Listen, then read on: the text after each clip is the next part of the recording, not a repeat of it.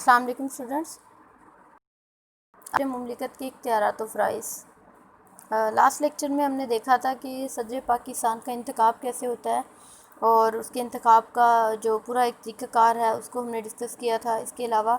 صدر مملکت کے لیے اہلیت کا کیا معیار ہے، کیا کوالیفیکیشنز ہونی ضروری ہیں، اور صدر کو اگر اس کی مدت ختم ہونے سے پہلے عہدے سے ہٹانا ضروری ہو تو پھر اس کو کیسے اس کے عہدے سے ہٹایا جا سکتا ہے۔ ٹھیک ہے، تو صدر مملکت کے اختیارات و فرائض کا جہاں تک تعلق ہے تو 1973 کے آئین کی جو ابتدائی صورت تھی اس میں صدر کی حیثیت محض رسمی تھی۔ ٹھیک ہے،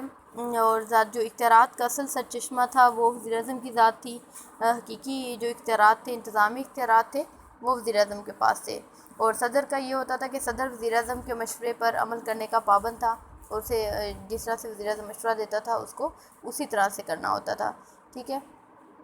انتظامیہ کا سربراہ وزیر اعظم ہوتا تھا اور صدر جو ہے وہ ایک ریاست کا، ملک کا سربراہ ہوتا تھا۔ تو 1956 کے آئین کے حوالے سے اگر بات کی جائے تو اس میں صدر کے پاس کافی اختیارات تھے، وزیر اعظم سے زیادہ اس کی برتر حیثیت تھی، لیکن وہ تجربہ بھی کامیاب ثابت نہیں ہوا تھا، اور اس کی وجہ یہ تھی کہ صدر سکندر مرزا جو تھے وہ اپنے ان اختیارات کا ناجائز استعمال کرنے لگے تھے، کیونکہ ان کے پاس اختیارات زیادہ تھے تو وہ اپنے ذاتی مفاد کے لیے ان کا استعمال کر رہے تھے، تو اس طرح سے اختیارات میں توازن پیدا نہیں ہو سکا صدر اور وزیر اعظم کے اختیارات میں، اور یہ طریقہ بھی کامیاب نہیں ہوا۔ پھر 1973 کے آئین میں مختلف ترامیم کی گئی۔ 1985 میں ایک ترمیم کی گئی جس میں اختیارات کو بڑھا دیا گیا، پھر 1997 میں صدر کے اختیارات کو مزید کم کر دیا گیا، پھر اس کے بعد 2002 میں صدارتی آرڈیننس کے ذریعے اس کو مزید بڑھا دیا گیا۔ اسی طریقے سے سلسلہ چلتا رہا، اور 18ویں ترمیم کے بعد سے صدر کے جو اختیارات ہیں وہ اب کم ہی ہیں، اتنے زیادہ نہیں ہیں، اور صدر برائے نام سربراہ ہے اور وہ تقریباً تمام معاملات میں وزیر اعظم کے مشورے کا پابند ہوتا ہے۔ سب سے پہلے اس میں ہے روایتی اختیارات۔ پاکستان میں جو صدارتی عہدہ ہے ایک آئینی ضرورت کے تحت 1973 میں تشکیل دیا گیا تھا۔ اب ہمارے یہاں جو نظام حکومت ہے وہ ہے پارلیمانی نظام حکومت، جو کہ ہم نے برطانیہ سے اڈاپٹ کیا ہے۔ ٹھیک ہے، اب برطانیہ میں جو پارلیمانی نظام تھا اس میں ایک وزیر اعظم ہوتا ہے جو کہ انتظامی سربراہ ہوتا ہے، اس کے علاوہ ایک بادشاہ کا بھی ایک عہدہ ہوتا ہے۔ ٹھیک ہے، اب ہمارے یہاں ہمیں بادشاہ کے متبادل کے طور پر ہمیں ایک عہدہ تشکیل دینا تھا، اور وہ عہدہ ہم نے صدر کا تشکیل دیا۔ تو ہمارے یہاں صدر جو فرائض انجام دیتا ہے وہ وہی کرتا ہے جو کہ برطانیہ میں جو کہ بادشاہ یا ملکہ کے فرائض ہوتے ہیں، اور وہاں پر بھی برطانیہ میں اگر دیکھا جائے تو وہاں پر بھی ملکہ جو ہے وہ نمائشی اور بالکل ایک کٹ پتلی کی طرح ہے، اور عملاً اس کے پاس کوئی اختیارات نہیں ہیں، تمام اختیارات جو ہیں وہ وزیر اعظم کے پاس ہی ہوتے ہیں۔ ٹھیک ہے،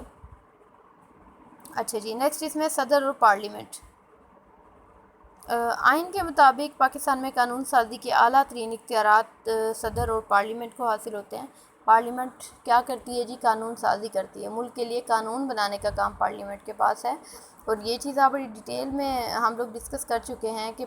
کوئی بھی بل جو ہے وہ پارلیمنٹ کے کسی بھی ایک ایوان میں پیش کیا جاتا ہے، وہاں اس پر بحث ہوتی ہے، رائے شماری ہوتی ہے، اس کے بعد وہ دوسرے ایوان میں چلا جاتا ہے۔ ٹھیک ہے،